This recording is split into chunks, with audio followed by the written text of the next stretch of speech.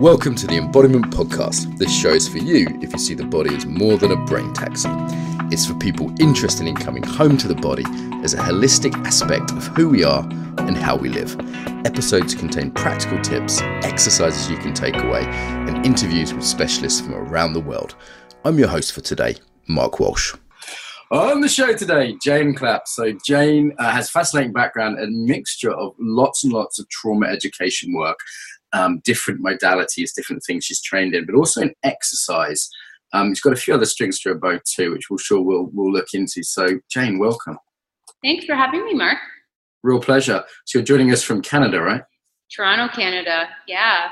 And it's actually hot here. Some people think it never gets warm in Canada, but it's like almost 30 degrees Celsius today. Got it. We have that with some of our guests from East Europe too. People think it's always sort of snow and bears and things like that, and actually have a decent summer out there. So what's your story? How did you get interested in the body? Oh gosh, when I was not a good mover as a kid. I wasn't coordinated. I was afraid of the ball. The last to get picked for sports teams. And I grew up in an environment that was quite high stress and very toxic. And coincidentally, I was lucky enough to find old school high impact aerobics. And I found this amazing community that I got to go to probably 5 times a week. And the music and the coordination and the community that I experienced there from the time I was about 15 just kind of helped me feel alive and have moments of joy and freedom where I feel like I kind of got a break from my shit. Yeah. I feel like people can be quite snobby about aerobics. So why don't we start there? Because we often talk about martial arts and conscious dance and things on the show. But aerobics is often being rebranded with other names. But, what is psychologically potentially helpful in something as simple as an aerobics class? Well, it forces your upper body and lower body to be doing 2 different things, which is really effective for bringing your neocortex back online. Which means like we're not just living in the mammalian part of our brain, right? And then the other part that's powerful is that you're moving in rhythm with other people in a room. And that's extremely regulating for our nervous system. It makes us feel like on a very primal level that we belong and that we're part of the community. And it's also fun. Like back then people were screaming and hollering and like, woo! Like it was really beautiful. But then it turned into something that was more compulsive. Can you hear that sound? No, anyway. That's good. My studio in Toronto is right beside a washroom, so I get to know every time people go to the washroom. So okay, no, I don't think we can hear that, but I did see your dog earlier though, so that was great. Any studio with a dog is a good studio as far as I'm concerned. She's the best. She's like a hardworking amateur therapy dog. She's I think all dogs are therapy dogs at heart, aren't they? Unless they're really messed up. You rejected the formal certification process, as I have as well. It's too off the wall.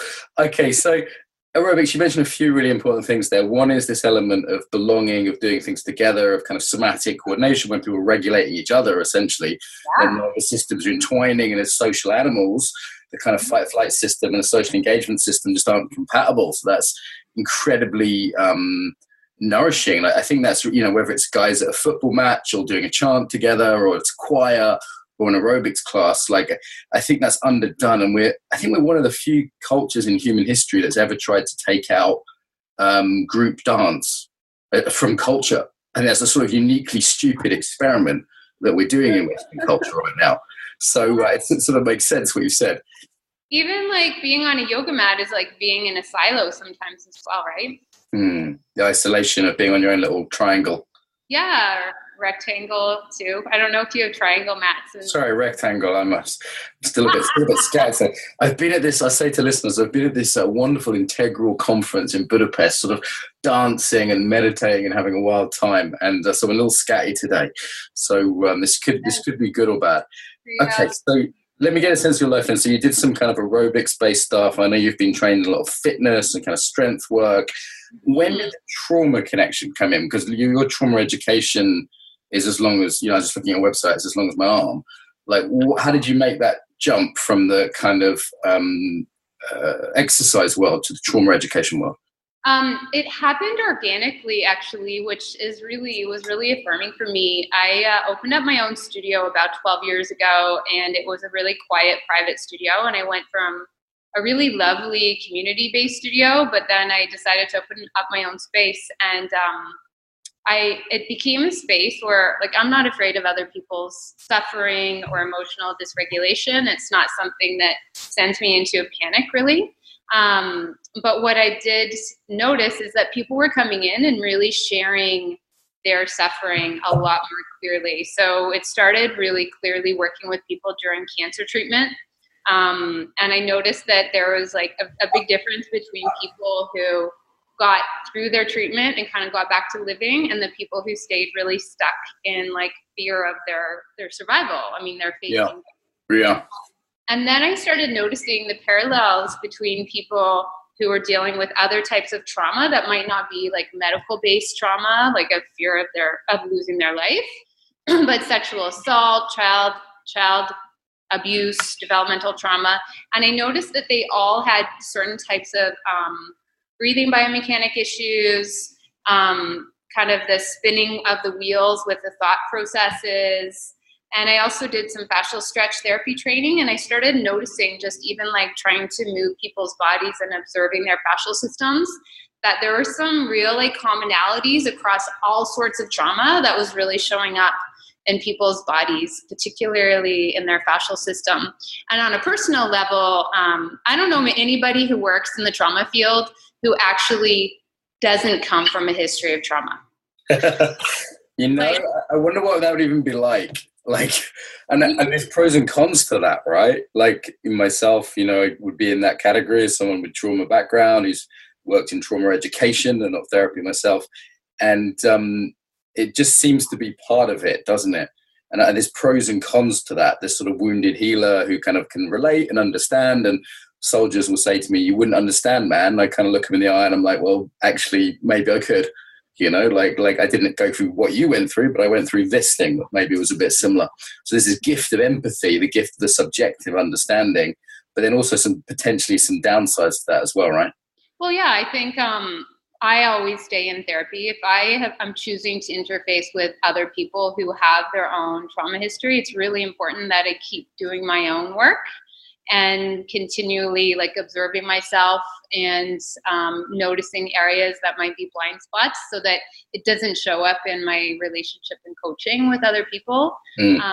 Particularly that impulse to be a rescuer, I think that really comes into play whether you have a trauma history or not. If you are a coach of some sort, like it's really important to watch that Cartman drama triangle, if you know that one, with rescuer, persecutor, victim. But my own personal history of trauma growing up in a family that had a lot of intergenerational trauma baggage and noticing how that has really impacted me, even my health. Like I almost died in my 20s from a really rare autoimmune condition that came out of nowhere. And it's a 1 in 200,000 person condition. And I'm like, what the fuck? Like, how did this happen? And now I can kind of trace back my own history, my own relationship with my body, and see how that really is based on the neurobiology of trauma, and kind of that idea of how our biography becomes our biology as well. Yeah, I mean, we've jumped we've jumped in here potentially as sort of two kindred spirits, I'd say. And I'm wondering if you should step back a little bit, just in terms of listeners. Some of them may have heard the podcast with Paul Linden or Elizabeth Amber Gray or Irene Lyons that we've had on about trauma, but others might not. So we should probably do a very quick, what is trauma?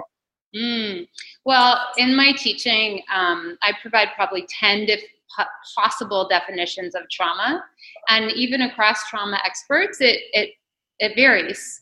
The way that I look at trauma is sort of based on a spectrum, and Mark Epstein wrote a beautiful book called The Trauma of Everyday Life, which I think almost everybody on the planet will experience some time in their life where you feel like you might not be okay. Like you might not survive whatever experience you're facing right now. And so what happens to me is with trauma, it's sort of like when our stress outweighs our resources, whether they're internal resources, meaning like the strength that we carry in us physically, emotionally, or external resources, which could be access to healthcare, education, housing, whatever, money, whatever that might be. So whenever we go into that state of stress outweighing our resources, this is the way I look at the definition of trauma.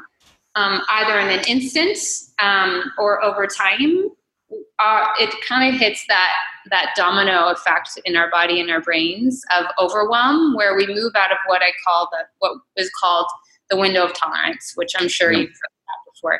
And so we all respond differently to traumatic experiences, but what determines whether or not we recover and get back to living is that kind of resource stress kind of scale. Yeah. And take out a few words there for listeners. So what, important one obviously with trauma is it's overwhelm, isn't it? It's not just something stressful. And you sort of said that sense of, I'm going to die, or my identity is deeply threatened, or I'm massively disempowered, like a sexual assault. So it's more than just stress, isn't it? And this has profound effects on the nervous system. So me and you have been jumping in there talking about self-regulation, for example, or I've heard you talk about boundaries on other podcasts before. Like it kind of affects just this huge variety of areas. And I guess people can look up like post-traumatic stress disorder and things like that. But how can trauma, which many people may suffer in greater or lesser forms, affect more of the sort of day-to-day things that we see? So we're not talking about someone in shell shock who can't move, or comatose, or someone's having flashbacks, these famous kind of symptoms. How does it show up in just the kind of little day-to-day ways? Well, a lot of people look at PTSD as the thing that needs to be there to show that someone is experiencing trauma. That's just one diagnosis in the DSM, which is a little limiting. Some people become isolated as a result of trauma. Some people, even right down to their breathing biomechanics, are affected. So basically, trauma can show up as hyperarousal, kind of a state of feeling always on guard and unable to come back into that kind of rest, digest, relate, connect, which is actually really easy to see on people's faces if they aren't able to make eye contact, or their face muscles change. You know all this from your work as well. That it can show up incrementally in the way that people are available for relationship and connection. And it's really easy to see that in people's faces quite quickly. And it can also show up in kind of hypoarousal, shutdown, lethargy, numbness in the body, even flaccid kind of fascial systems. So I see it showing up in like hypertonic fascial systems, where people's bodies are constantly in that kind of grip and body harness. Yeah. And sometimes where people are just kind of like a balloon with air out of it. Yeah. And it shows up as, I'm not saying I'm not a mental health practitioner, regulated mental health practitioner, but it can show up in chronic anxiety sometimes for some people, that state of overwhelm, or that complete like shutdown, collapse, lacking energy in our system. Yeah. So if people have a kind of enough symptoms, they may be diagnosed with the post-traumatic stress disorder, or the generalized anxiety disorder, which is far more common, I think, and a few other things are out there. But actually, these symptoms can be at a low level for people for a long time. And if you work with the body, you're going to see these, aren't you? So like I was doing a lot of martial arts, and I started noticing patterns. Like when I was working with street kids in Brazil, it was like, oh, half these kids are really tense and the other half of them are really floppy. That's a bit weird. Kids in England aren't quite like that in their bodies. What's going on? This is before I was just teaching martial arts. I didn't have a narrative about trauma so much then, but I knew the bodies were different. Or some kid I'd tap on the shoulder and he'd sort of whip round, that kind of hypervigilance, and I'd be like, whoa, Jill, it's okay. I'm just saying hi. So you'd see that protectiveness or, so I'd sort of see the physicality of it. And I think most people that are working with the body, even if they're trauma specialists, are starting to see some of those physical symptoms, even if they're the sort of slightly lower level ones. Yeah, and for me, if people are like, I don't need to know about trauma, it's like such a niche thing. Or even if people aren't ready or afraid of the T word, which it seems to be the case sometimes, I'm like, look, you don't have to identify as having a trauma history, but you do have an autonomic nervous system. Everybody does. So as a movement educator, as a coach, anybody working intimately with other people, I feel like we do have to understand the complexity of the nervous system and how overwhelmed for people, whether they call it trauma or not, shows up in their body, shows up in their breathing, shows up in their movement, and in their relationship and their ability to really take risks and get back to living. Yeah, and I wonder if, I was thinking out loud here with you, that as you say, the word trauma sounds very severe, and I have a concern about it being devalued. You know, you talk about books, you know, they're like, everyone's traumatized now, you know.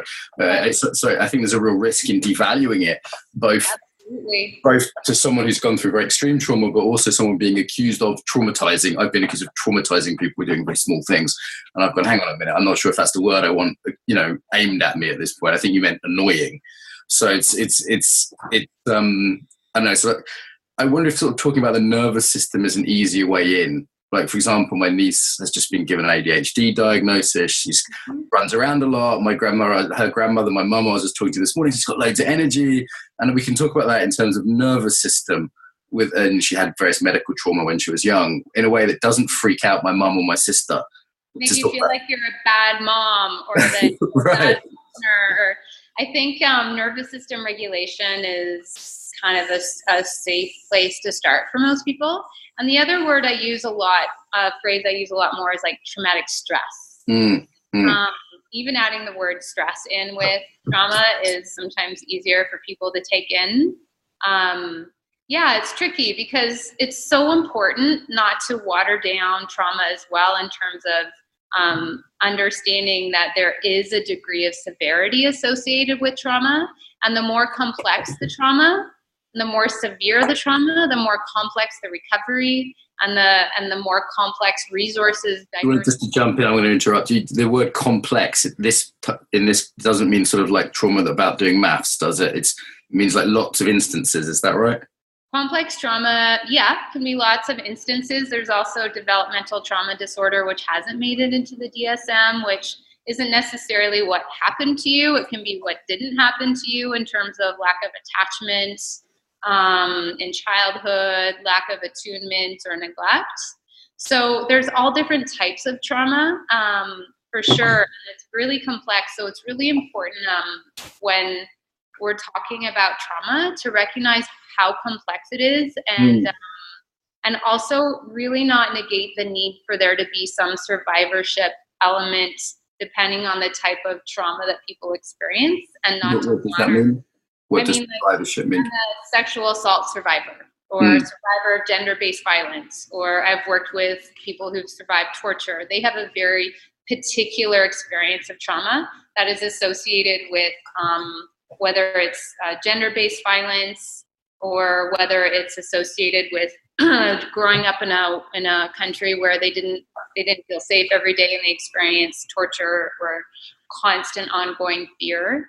So I think it's really important as we jump on the trauma bandwagon, like you said, that we really bring an understanding of it's the whole thing of a little bit of knowledge can be dangerous. Yeah.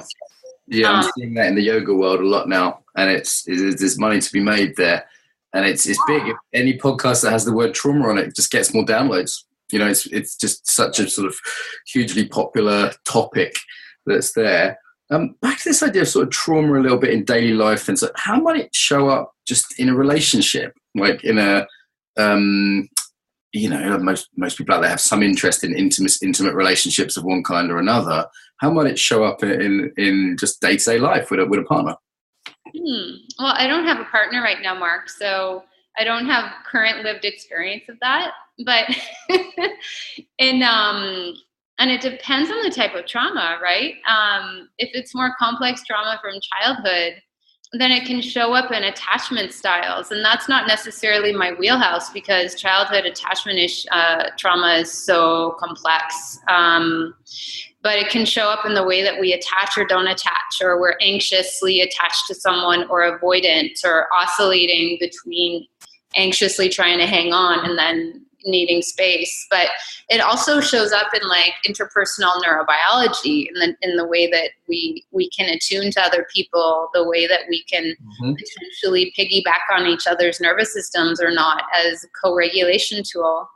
But for me, one thing I've noticed personally is that it does tend to trigger a lot of that kind of scarcity and fear-based mentality, and that can really show up in intimate relationships. Whenever I sometimes work with couples and do a lot of relational movement with them, and it does bring up fear of really relying on people when you've had to basically completely be self-sufficient because you didn't have a family of origin that was really your kind of safety net.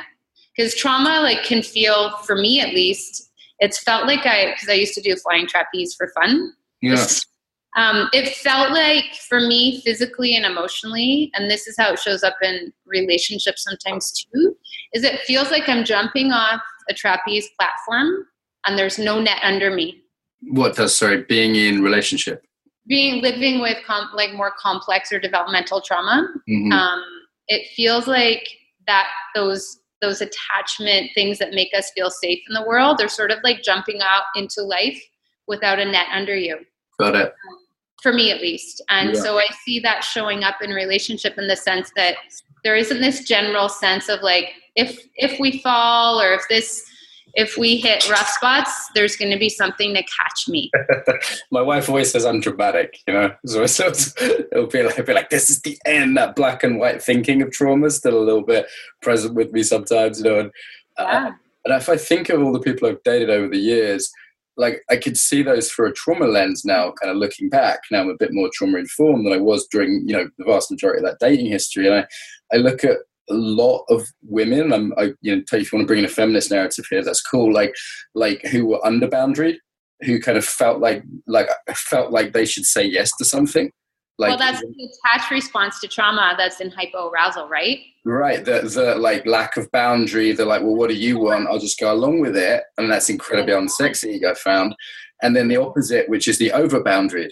Like, some girls I really wanted to get close to, just beautiful women, and we're really getting on. And then there's just like this wall that comes up.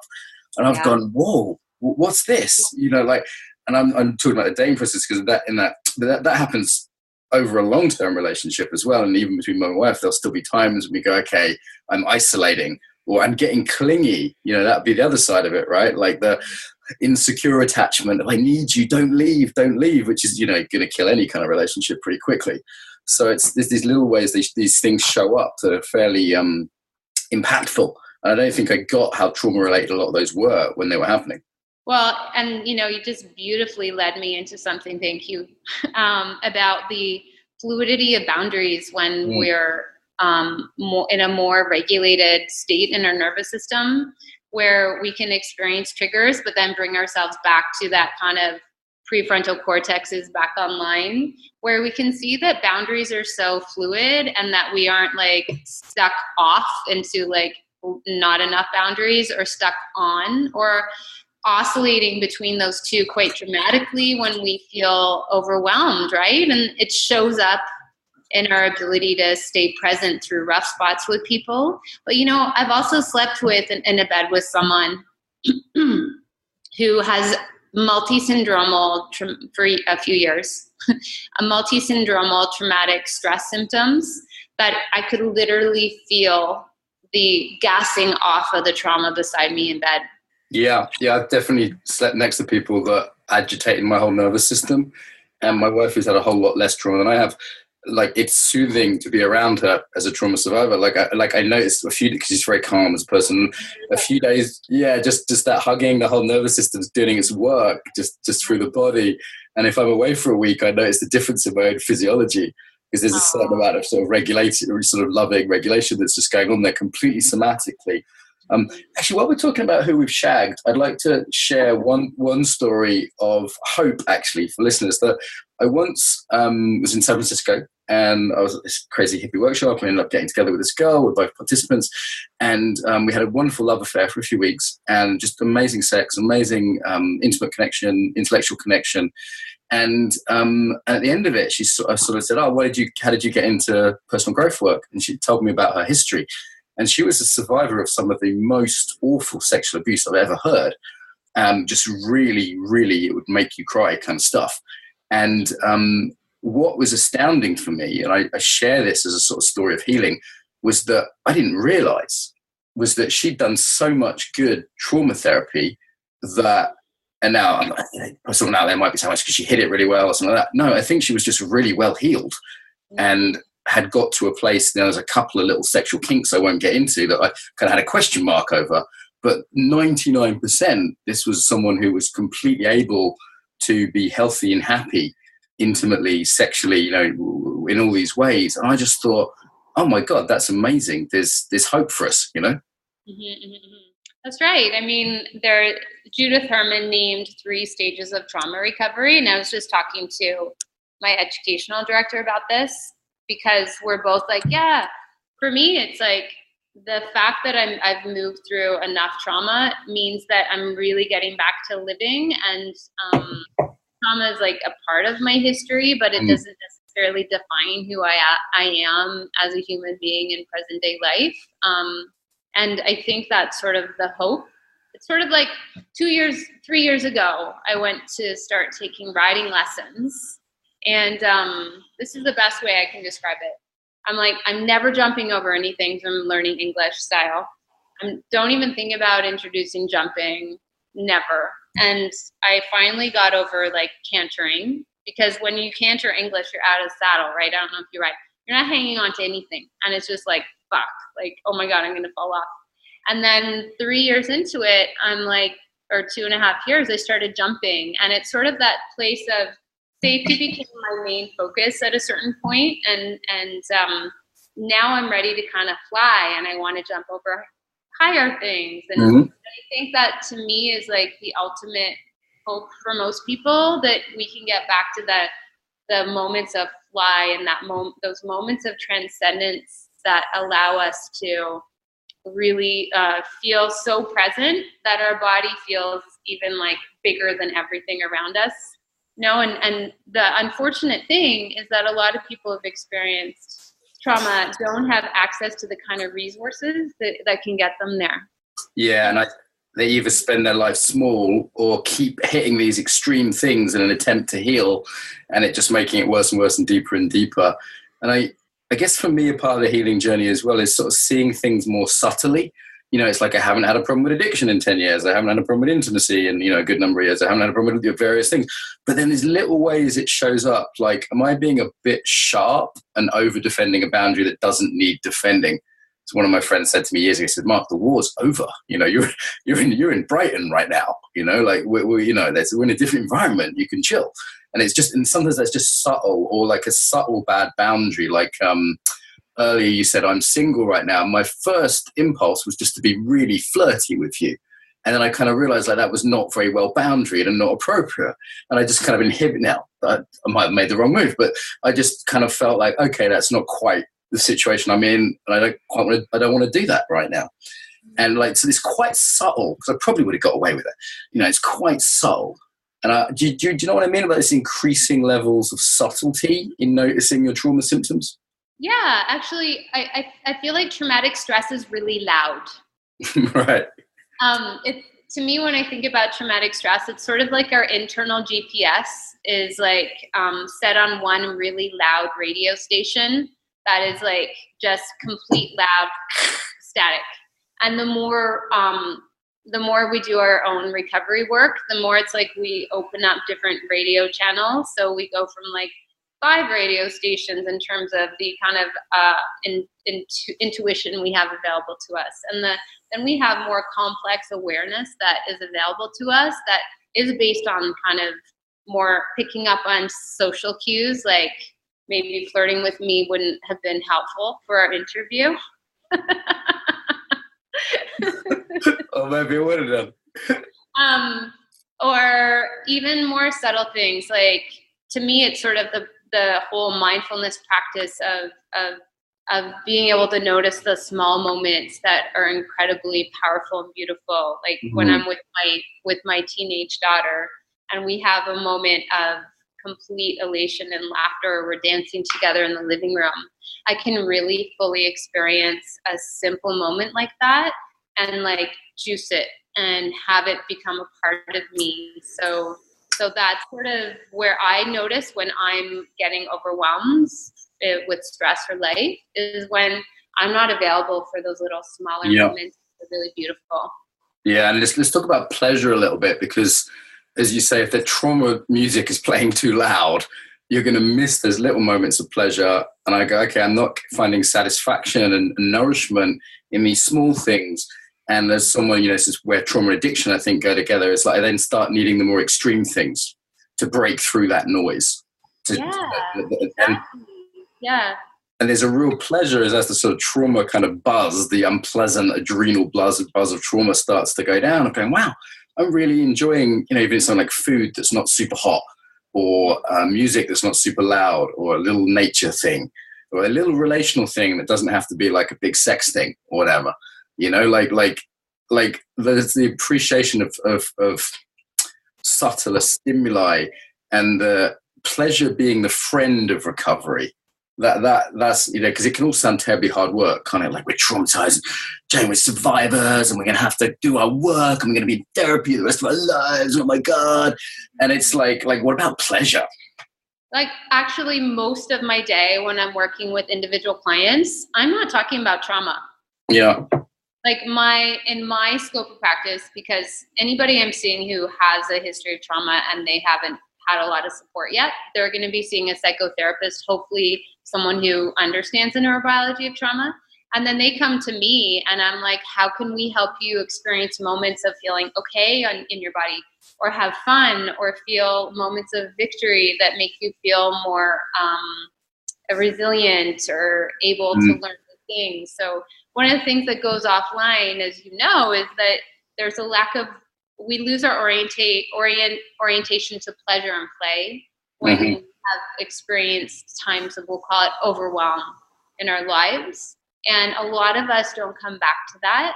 And the most beautiful part of what I get to do with people is I get to do that part mostly, so that people feel more able to come back into their window of tolerance. And then because I'm a big goof and ridiculous a lot of the time when I'm with people, and human, we get to have those moments of like connecting, and I kind of push people enough that they're like, I didn't know I could do that. My most recent toy in my studio, remember those lemon twists? No. Or the skip-its that you put around your ankle and you skip over it? Oh, yeah. Okay, I'm in the dollar store a few weeks ago, and I did the fighting monkey training, and you know how they do the tennis? Yeah, love it. We had Joseph on the show, yeah. Yeah, so cool. And I'm like, what about it? That would be so brilliant, because people could do it by themselves if they wanted to. And I found skip-its at the dollar store for $1.50. And I'm like, brilliant. If I could send almost like half my clients home with a skip-it, and they do something that's hard, and most of the time they're laughing and they feel so silly. Anyway, I went off on a tangent there, but I agree. Like, what if we can start noticing what feels pleasurable and good, and it doesn't have to be like huge? Yeah, I say sort of pleasure's the friend of kind of re-embodiment generally, and with this slight caution of sometimes things can be pleasurable in that they override the emotions or the traumatic sensations. You briefly alluded to this earlier with exercise becoming an addiction for some people. Yeah, been there. And I mean, let's talk about exercise a bit more, because I feel like we've had people on the show that, like, you know, a lot about trauma, but you're the first person on the show that's like an exercise and trauma person, not so much, you know, just a therapist, but you're actually working with or a yoga teacher, but you're actually working with exercise and movement. So how does that fit together? How does exercise, movement, and trauma recovery fits together? Because I find that movement can be a really great way to flip our lid back on and bring us back into the window of tolerance for stress. You want to say what that is? Because you mentioned it a few times. It's Pat Ogden's theory, and it, you know, I think it's a beautiful little theory. So that would be well worth saying a bit more about. Sure. So we can feel stressed. It's sort of like if you're a strength training coach, or anybody who works with really activating the nervous system or overloading muscles, we know that there's malstress and eustress. We know there's stress that we can adapt to, and then we know there's stress that overwhelms our ability to integrate that new stimuli. So when we're in our window of tolerance for stress, our lid is flipped on, which means we're not living in the survival part of our brain, and I don't want to get too far into that. So when we're in that window of tolerance, we can learn new things. We can learn new movement. And so I use movement as a way to get people back into their window of tolerance. And I'm trained in yoga and different movement disciplines. But what I try to do is introduce movement for a particular person in a particular moment that helps them first come back into their window of tolerance for stress. And then I do a lot of work with balancing out people's fascial system. So getting them into a better biotensegrity place. And bringing life back into different muscles that tend to fall offline because of the way that we're moving or not moving in our culture, or because of bias towards different types of movement that people have been attracted to. So it brings life back into different muscle groups that might be offline. And so people start to learn, move more as integrated units. And that reintegration on a body and movement-based level feeds into better integration psychologically as well. So this idea of window of tolerance, I guess, is in a lot of things, isn't it? Even just like weight training, that we need to be kind of at a point of stress, but not so stressful it's overwhelming, so that we can, Jordan Peterson talked about sort of voluntarily riding out to meet the dragon, that we say, okay, this is something I'm going to face in a way that's tolerable, and gradually little step by little step, increase my capacity for this. Exactly. What I do is I decouple physiological activation from emotional affect. No, so they could be exercising and have that physiological sense of being, the heart's pumping, the breath's going, but there's no real fear there. There's no real anger there. Exactly. You get it. Exactly. And there's not a lot of people in the trauma world that are really addressing this, although I know there's some new research that might come out of the trauma center. Around strength training and trauma recovery for that very reason, because it does expand our window of tolerance for stress. And when we experience our strength physically in whatever way is available for that particular person's abilities, we start to believe we're stronger. We get out of that state of feeling helpless or that we kind of have to go back to flight or freeze as a response to threat. So I don't know. And inner core unit stuff is so huge as well for people who've experienced traumatic stress or overwhelm. When people feel like they have this integrated inner core unit that moves well with like our bigger muscle groups, I find people just kind of go oof, a little bit. Just recently I was at a conference where I was speaking, and I was quite nervous for various reasons about this talk I was doing. It's a very personal one. But they had a swimming pool and a sauna, and I went swimming, and I was kind of getting out of breath, swimming really hard. But I was using all these big muscle groups and pushing as breaststrokes, or pushing and pulling. And it felt like my whole system was doing what it wanted to do with the stress, which was sort of run, fight, pull, push, kick. The kicking of the breaststroke felt particularly soothing. And I know, you can use that in exercise, that kicking motion. And then the other thing is I had a sauna, and, my heart's racing, and I plunged into the cool pool, and I'm controlling my breathing, but I'm choosing to. And I'm like, okay, this isn't so different. It's actually probably far more arousing than the nerves I'm going to be feeling in half an hour. Just before I went out and did my talk.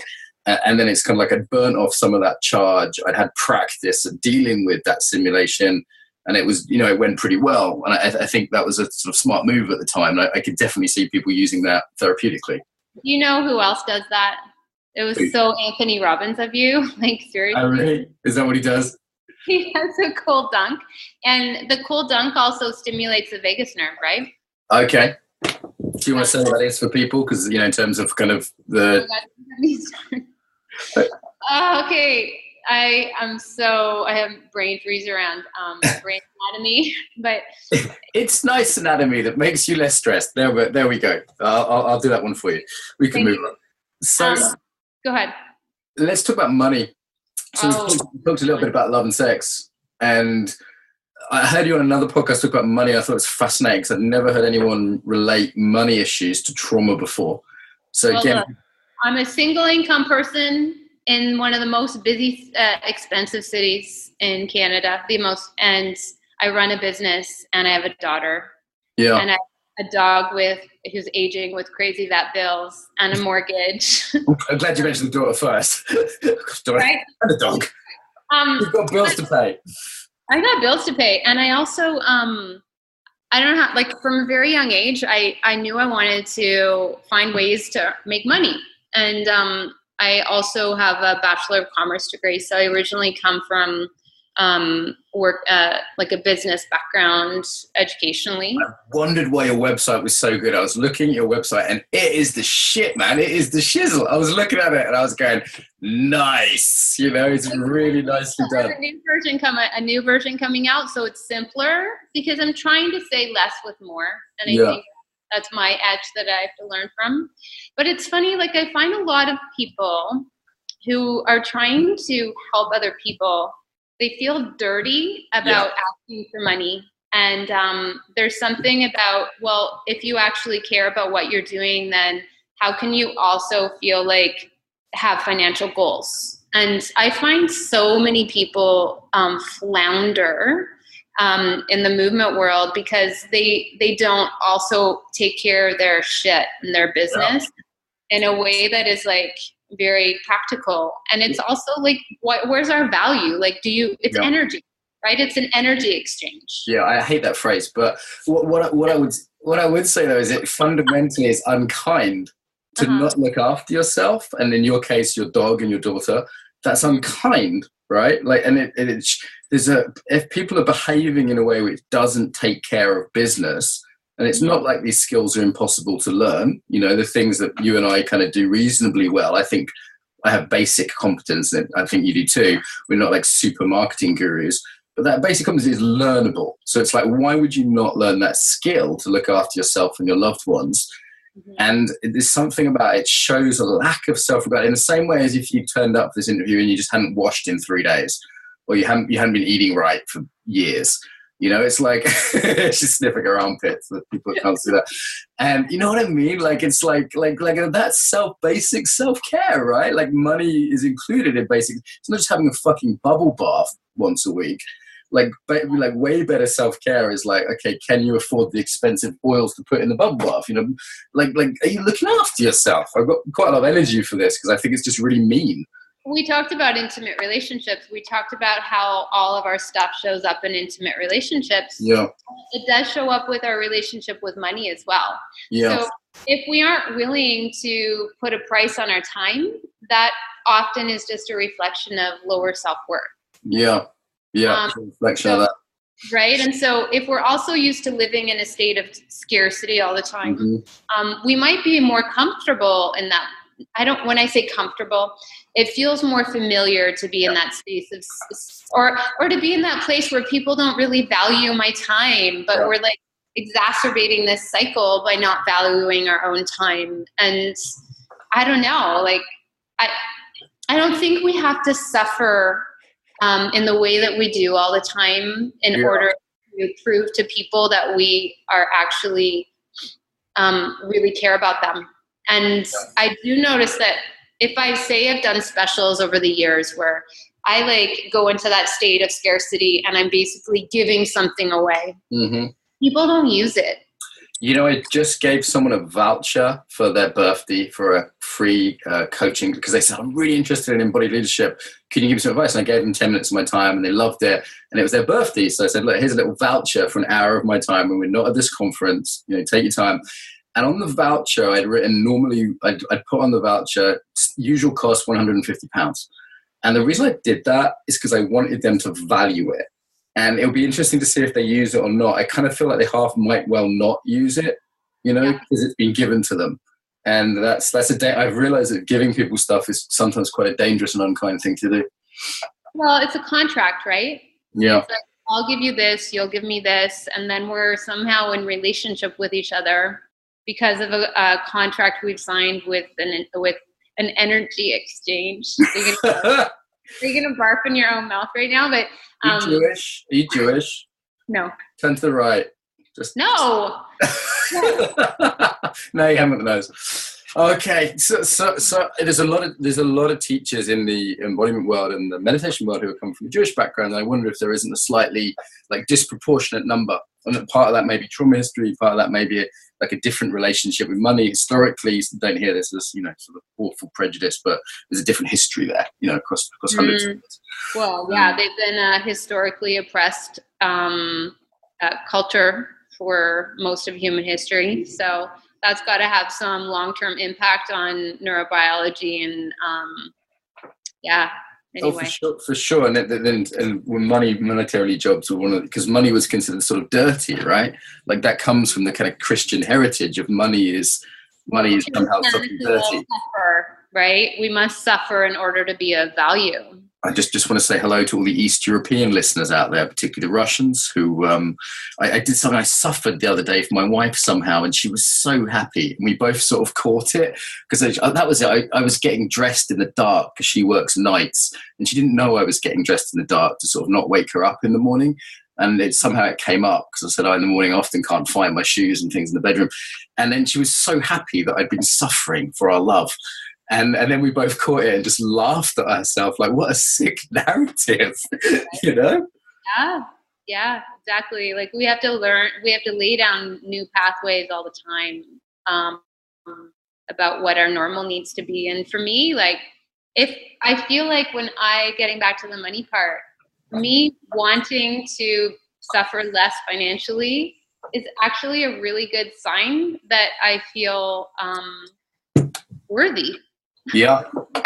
I mean, that sense of not being worthy of love, not being worthy of affection, and, you know, people seeking that in all the wrong places. You know, this is the kind of... That's in our relationship with money, right? Yeah. Or the other one would be kind of hoarding it and getting very grasping, like there's not enough. You know, another relationship I've seen a bit less common in alternative circles is like, you know, because life is dangerous. I see this a lot in Russia and a bit in Israel. Like life is dangerous and is not enough. And that could be love, like always watching the partner's not going to leave them. You know, got to watch out. They're cheating on me, got to watch out. And they're all with money, as you say, that sense like, hey, I've got to hoard what I have, which is pretty unpleasant. You know what I love about what you do is that you're not like really, I noticed this in people's relationship with intellectual property as well. Mm-hmm. Not just me, I have like trademark applications in process when I need to, but when it's just content, you don't seem really protectionist around intellectual property. Like you are willing to share because you have confidence in your value as a human being, and your value and security and financial success isn't dependent on you being protectionist. And I could make something better next year anyway, so why would I worry? Exactly. And so I notice the people that I interact with, or innovators in the movement world who are protectionists. That's like, what the fuck's going on? Like, why aren't you into building relationship and sharing and collaborating and coming together with other people? And that is another reflection of money stuff, intimate relationship stuff. And it shows up in how protectionist we are about our work as well. In intimacy, it's like over jealous, isn't it? You know, that sort of jealousy or guardedness, and that can destroy a relationship. And, you know, for me, I regularly get this feedback of even people who don't like me for other things will say, you know, actually, you're really generous and you give stuff away. And that there's a way in which that creates this nice virtuous circle of abundance. Like, I give this podcast away, right? But then actually, because I give this podcast away, it sort of comes back to me in other ways. And it's not sort of Machiavellian. It's just a sort of natural sort of flow of things. And once you're in that flow, it's, I don't want to use the word abundance because I'm not from California, but there's a sort of natural sense of like, okay, I can give away because I'm confident that I'm going to receive, whether that be money, love, or time. For me, it's just aligning with life. Like it's aligning with chi, it's aligning with life force. It's like, it's a river. So how does this show? We've looked at relationships a little bit, we've looked at money. What are some of the other ways that you see trauma in our cultures day to day, not the big flashbacks or the crazy, repetition compulsions, but the little ways we see it just day to day? Oh, that's a good question. I would say that I'm very interested in how trauma is manifested or by the systems that we live in. Mm-hmm. And how with terms like resiliency and how we're not really understanding how the kind of a neoliberal approach to wellness is actually part of what keeps us not understanding the complexity of trauma recovery as well. But I noticed it in I spoke at a feminist entrepreneurs conference last fall, and one of the speakers used the word kyriarchy. What? Kyriarchy. What was that? Kyriarchy. It's basically power systems that exist in our culture, which are just part of our culture. But I notice it. Trauma happens whenever people are kind of hoarding power over another person. Okay. And so it can kind of show up in the way that people are lacking agency. Yeah. Even in the smallest ways that people interact with their doctors, right? Like how people are treated as human beings and equals versus when there's power structures that exacerbate people's lack of agency in the world. Let's talk about that, because I see that everywhere as someone that's over boundary quite often and very good at saying, no, I'm from an Irish terrorist rebel family, basically. So we're good with no culturally and familiarly. But I see it everywhere in terms of just people doing what they're told. Like I was getting on the aeroplane yesterday and everyone was getting on the front steps and no one was getting on the back steps. And there was no reason to, other than someone directed that way. And it wasn't illegal or a problem. I just walked the other way because it was much quicker and easier. But it was just the sort of kind of line of sheep going the front way. And it was just a very small thing that struck out to me. I see this in terms of people giving away authority to yoga teachers, just not questioning something that's fucking obviously not true. Or their doctors, and maybe people do that less now with the internet, but there's always traditionally been this thing of going to doctors saying, well, you tell me what to do. There's a way in which people have been trained from childhood to completely give away their power. Yeah, well, because it was safer to not use your power. So much of the work is about helping people tolerate their power and their strength without it being scary. Because you think people want to feel strong and powerful. You think people would want to have agency back, but that's really scary for people where it was safer to be small, safer to duck, safer to be the good girl or the good boy or the good whatever gender you are.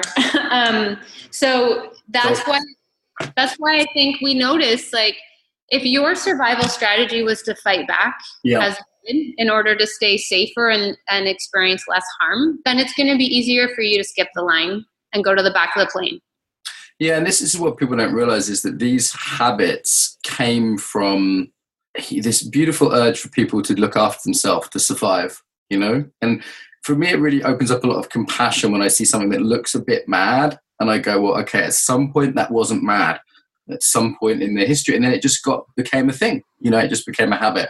And then it's like, and then there's the opening up of choice to me, which is the healing journey of like, hey, right now, do I want to skip the line or do I actually not want to? Like right now, could I just go along with this? Like I was in a lecture the other day and I had a really cheeky joke. And I was thinking this would be really funny. And then I thought, you know what? It's actually going to completely disrupt the speaker and that's not going to serve anyone. And actually not being able to play, in this case, it was the clown, the Joker kind of archetype. And sometimes it's the warrior, sometimes it's the good girl. There's lots of variations of this, but just going, you know what, I'm not going to do that right now. And actually being able to shift, this is for me where the embodiment comes in, is, down-regulating the nervous system, but also being a bit more specifically being able to shift into a more appropriate embodiment. Right. Well, it's actually having the pause. It's having that moment of choice brought back into our bodies and our minds where we actually don't just do the thing that we habitually do. And we have that moment. I love Pema Chodron's teaching around this as well.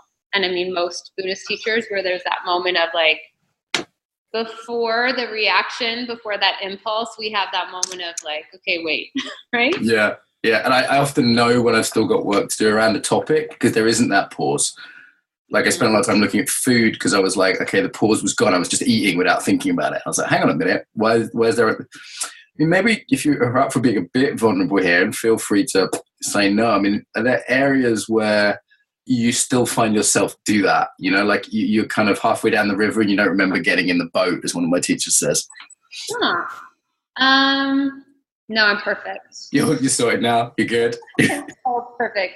I have it all figured out, and But I mean, your joke there speaks to something which I find as a pressure as someone who works in this field. You know, like this pressure to be perfect, and I don't want to buy into that. No, in fact, like what's beautiful about not being a therapist is that I can be more human, and there can be moments of self-disclosure that are appropriate for the relationship I have with my clients or my students, that allow them to see we're kind of learning together. And so areas of my life, What are you screwing up right now? What? What are you screwing up right now? I mean, speaking of my website, I have a new website that's about to launch, and I get really, I think it's a combination of that fear of not having enough with also excitement. My web designer, who's a really good friend of mine, was like, no, we're not ready to go. You always jump the gun. And so when I have like new business offerings, I just want to I get that like urgency where I just want to go. Like, I get it. I want to hit go live or green, and I don't actually like sit back long enough sometimes and like let myself like spend more time massaging things, or working through ideas. So I have a bit of like I have a very like active mind, and sometimes I need to like step back and not jump on opportunities as quickly as I do because it doesn't fit into my bigger picture. Yep. So but in terms of any more intimate things, I don't know, like I get really angry in my car. Yeah, with me it's just EasyJet, but Okay, cool. Thank you. Appreciate that.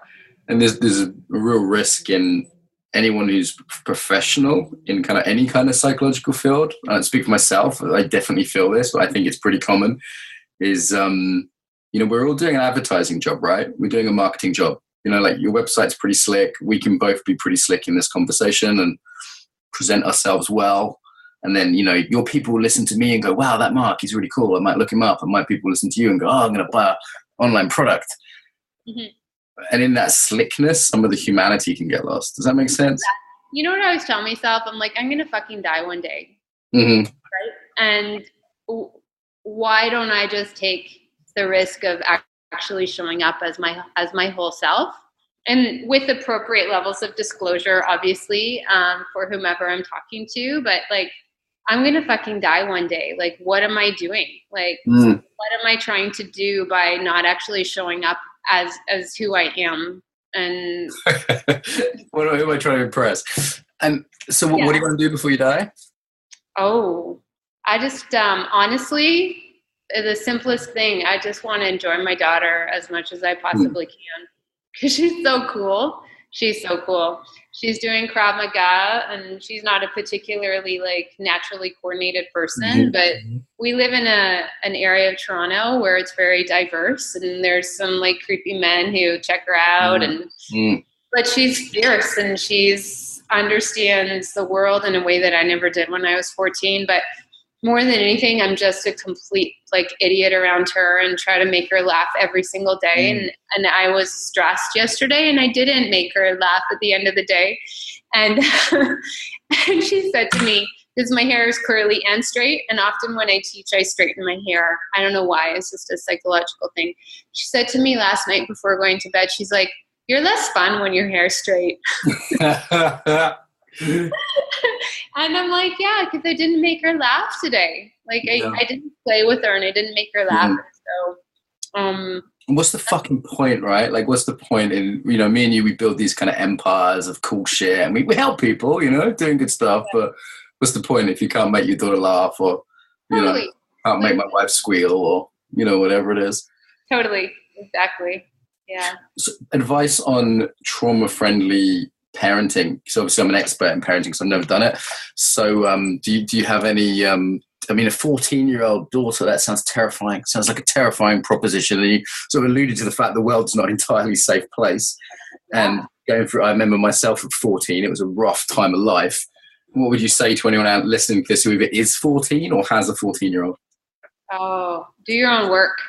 Do your own work. If you do your own work, you can be more present with your kids, and you can figure out what to do on a day-to-day basis much better. Yeah. And the more you're like addressing your own stuff and the more present you're able to be, the more you're going to be able to figure out as you go, because every day is a little different, right? So working on your own nervous system regulation is probably super important. So I can have an occasion with my daughter where it's a little bumpy, but I'm fully the parent in charge, and she's not watching me lose my shit, and she can see me model, say, mindful anger in a way that actually still respects her as a human being. And that's the only way I'm going to keep her close to me, right? Yeah. They say the modeling, children of all ages copy what you do, not what you say, right? So and physiologically that's happening as well. So it's the modeling is way more important than some technique you learned from, Pete Levine's latest book or whatever.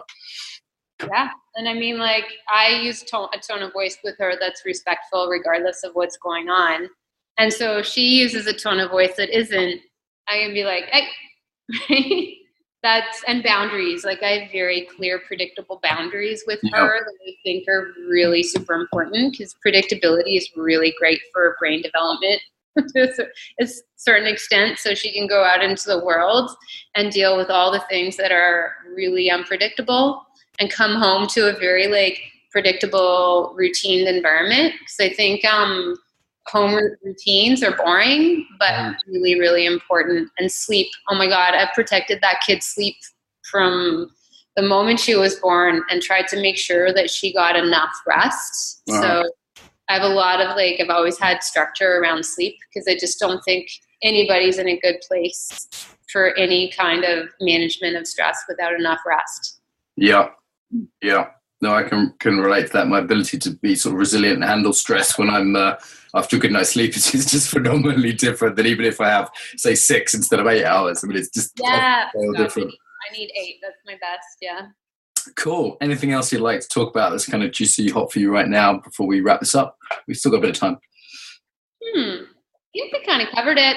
I think actually, what's cool about what you talked about with the showing up and being sleek is that I find things flow so much better when I'm teaching, when I'm not trying to do that. And I used to perform. I did created a comedic character that was sort of European clowning, and in my 20s, and the whole character was about failure.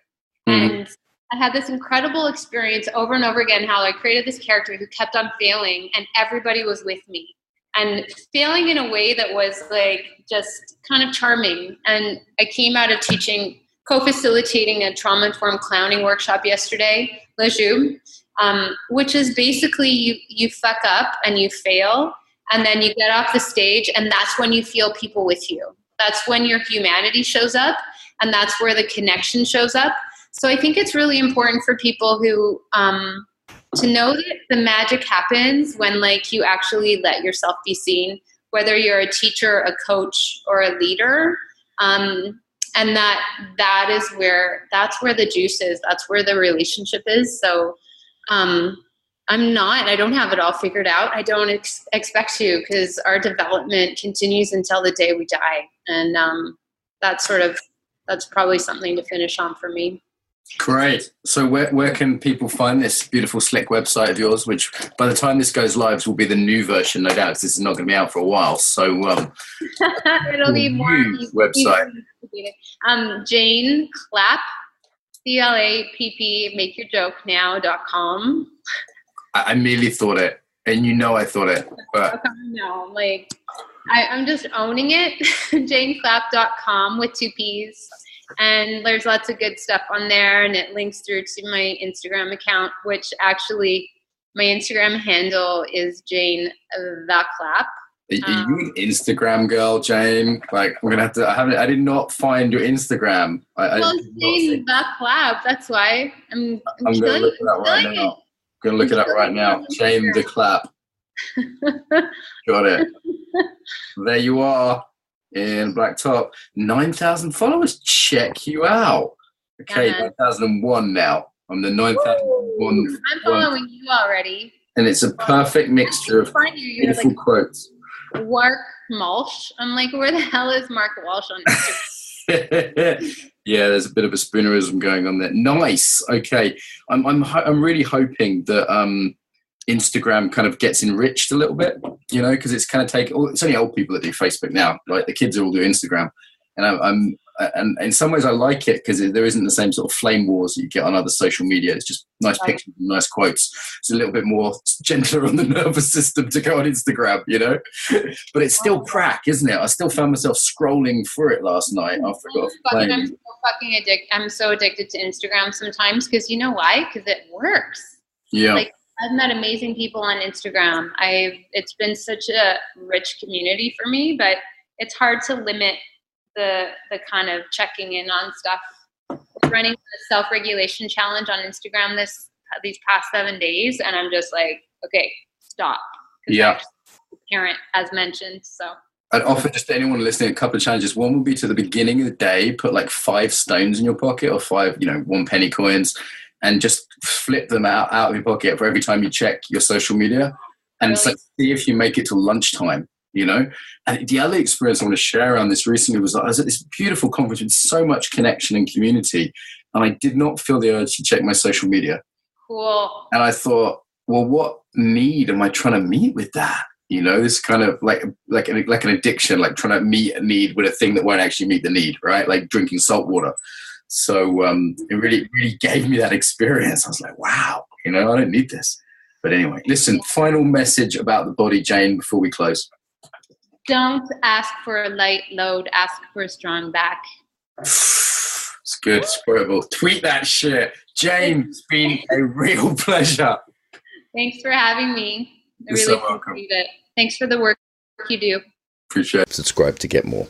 And you can also leave us a review on iTunes, which helps with our rankings. So really appreciate that. Equally, if you want to support the podcast even more, then fund us. Go to Patreon. Give us $1 per episode. Those who don't know, Patreon's a really good way of supporting things you want to see more of in the world. I know so much is available for free now, and what I'd say is a lot of energy and effort goes into this podcast. I put it out there for free so everyone can get it. More than I work on this. Everyone that wants it can have it for free.